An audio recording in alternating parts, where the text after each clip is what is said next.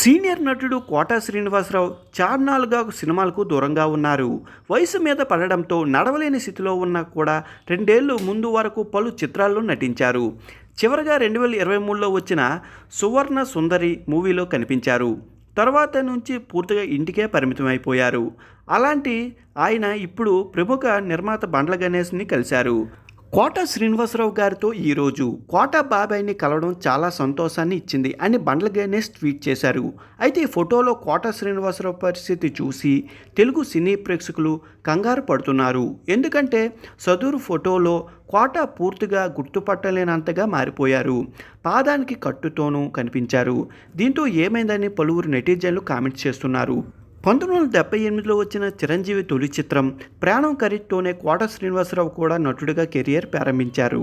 అక్కడి నుంచి వందల కొద్ది సినిమాల్లో విలన్, సహాయ పాత్రలు చేస్తూ ఎంతో గుర్తింపు తెచ్చుకున్నారు.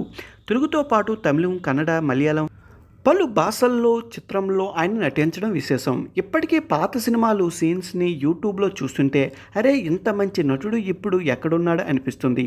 కానీ ఆయన మాత్రం అనారోగ్య సమస్యల కారణంగా తనకు ఇష్టమైన నటనకు దూరం పెట్టవలసి వచ్చింది. అంతేకాకుండా బాబు మోహన్, కోట శ్రీనివాసరావు కామెడీ అయితే వాళ్ళ కాంబినేషన్లో వచ్చిన ఏ కామెడీ సీన్ అయినా హిలేరియస్సే.